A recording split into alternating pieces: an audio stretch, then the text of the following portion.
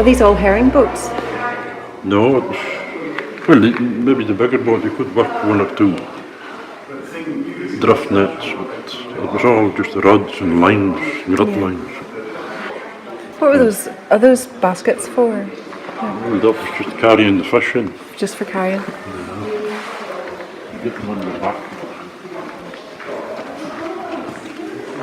Made of willow? Called a beauty, made of cane and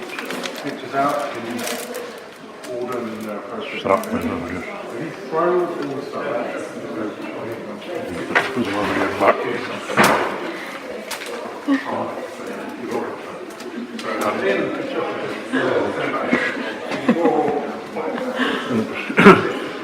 It was also used for carrying pizza. Oh, okay. Yeah. Yeah, it was all made during the winter, so then you carry your pitch and fish and whatever during the summer. Weights on the bottom, just maybe 2 or 3 mile a net. Put in what they called couch. All right. It was dipped in big. They had the big couch pots. Right. They mixed up and dipped and boiled it up and then popped the nets in there and got them All right. the right colour. Well, Is that to make them preserved? it was like a preserve. That was mixed up and boiled up with glass.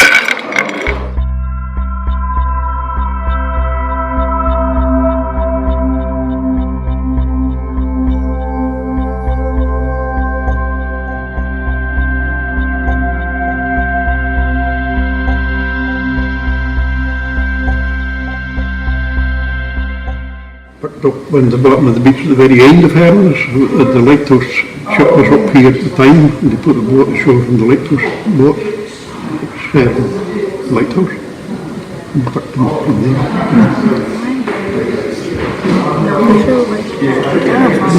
There's been several ships lost around this island here. I can't tell you them all, but there's quite a few.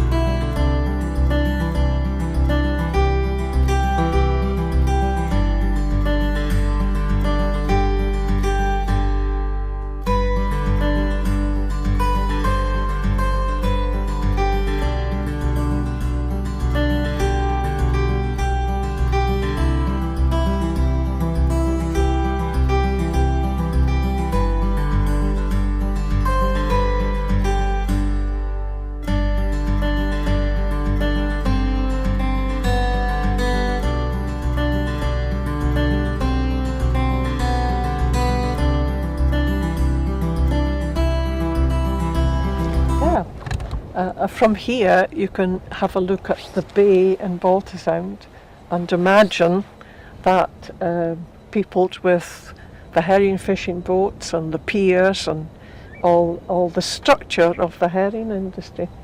The Dutch dominated the herring fishing industry for a long time, and then in 1819 a new Scotch cure was invented, which and the difference was the Dutch took the fish aboard and then sailed home with them and then dealt with them, iced them down and then took them home to fillet, where the Scotch cure, you got them quickly ashore, you gutted, you packed them in salt, and they were much fresher, better, and they even had a stamp of quality, and people would come round and check. So the women who were the packers, who packed the herring after they had been gutted, had to make sure it was all done properly, and they were very adept at the packing of the herring as well as the gutting. And they said that whichever end of the barrel you opened, they made sure that the silvery part was on top. So when you opened it, you got these lovely silvery herring, not the other side of the fish. So whichever end you opened, you got a good a good look. But looking round the bay, you can begin to see the ends of the piers, and then from them there would be a wooden pier out into the bay, and right round the shore here, as like we saw on the map, there were all these herring stations. We're not quite sure what this building here is. There was some thought that perhaps it was a merchant who would bring his family up for part of the summer, and he built them a better sort of establishment than the little wooden huts that the gutters had. So that's a possibility that that's what that is. From about the 1890s, it started to build up here in Balta Sound in the bay, and when you look at it in the quiet today, it's difficult to imagine 700 boats and all different nationalities coming and going out of this bay. There would be, of course, the fishing boats, and also the cargoes and the coal boats and all the supply for these things. And when you start to look along the shore and see all the different piers and how many merchants, each merchant would have his own pier, and then there had to be a flat area to work in. So you had the pier and the boats coming into the pier, and then this flat area. Sometimes you had parts that had been cleared for them if there wasn't a flat area there already. So that supplied work for Sandersons and the local men to do the clearing. And gradually more and more merchants came, and they cleared further and further out along the bay. But you would have this clear section here where the big vessels for putting the herring in to be gutted, and then around the back and the sides there would be all the barrels either already filled or ready to be filled, and then right at the back here the accommodation. These were 4 little fireplaces, 4 little stoves back to back, so this is for 4 huts. So if you take from the centre here, so this is 1 hut and they would have their bunk beds, and they would have a section near the door where they would take off their aprons, you know, the heavy oilskin aprons that they used, because they would be messy from a day's work with the herring, and they would have to come in and they would cook, and often they would eat herring for their meal, but they had to get up really early because the boats would be off, and as soon as they came back they had to start the gutting of the herring. So the merchant would send somebody along and he would say, "Up girls and whop your fingers," and that was the call for them to get up and get themselves ready. And of course they had no rubber gloves, there were no protective gloves in those days. So what they did was they had strips of cotton and they bound their fingers to keep them from getting cuts. So they put a double layer over the end of a finger, and then they proceeded to bind it. I'm not very good at this. You need to be a nurse if you're not. So imagine having to do that at 6:30 in the morning or something. Bind all your fingers to make sure you didn't get a cut, because if you got a cut and it got septic, then you couldn't work and you had no money. So that was disaster. So the "up lasses and whop your fingers" was the call. they enjoyed, it was quite sociable being a gutter girl. The alternative in those days, if they didn't go to the gutting, they would go in service as a maid or a housemaid or a cook or a whatever, and apparently they could earn more in the season, which was from May up here, right following the Heron down the coast as far as Great Yarmouth. They could earn more in that part season than they could for a whole year as in service. And of course it was much more sociable. All these young fishermen, but some of them got put out onto the island, Balta Island. If we go up the hill, we can have a look at that, because they,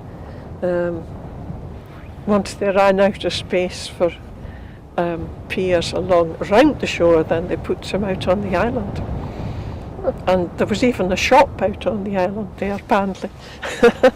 Oh yeah, the fact that the gutter girls were hired for a season by the merchant. So you were given arles, which was a sort of put down fee. You got your initial fee, wouldn't have been very much, and then you went with that merchant all the way down, following the herring, because the herring started off north of Unst and then gradually migrated down through, and the workers, the fishermen and the merchants and the girls followed the herring right down along the coast. But so many of the of the Swedish fishermen came here that they put up a little church for them, and it was the first Swedish kirk built anywhere out of Sweden. And we'll see where the kirk was, but eventually they came and put up this memorial to all the Swedish fishermen who had come to Balta Sound in the past.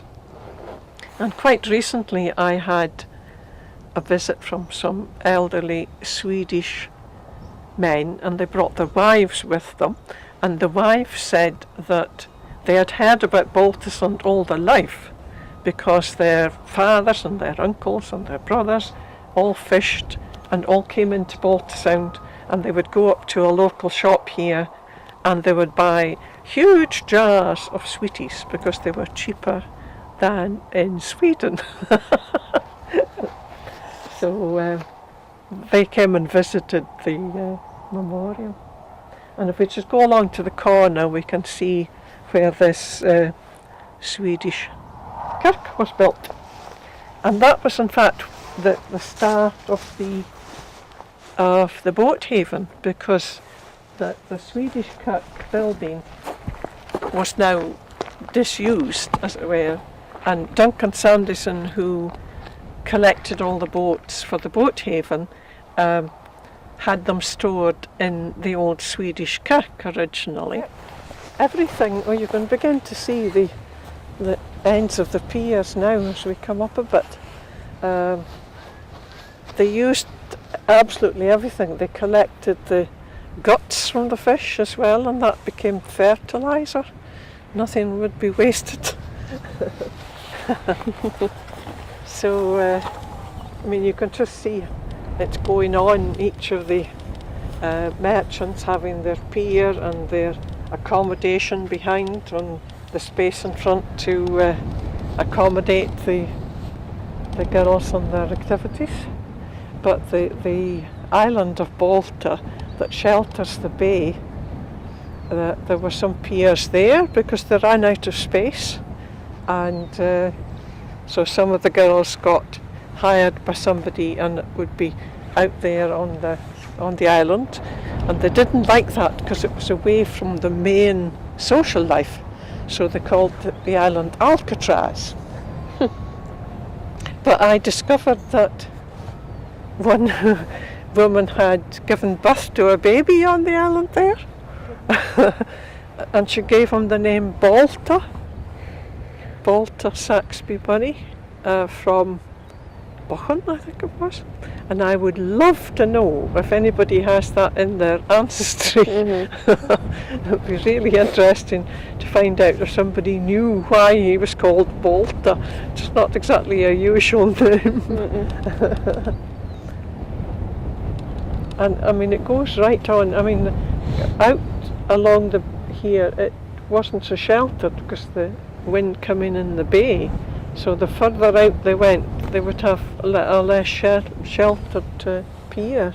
But in order to get here and get in at the start of the season, they wanted a place in Balterstown. So, yeah.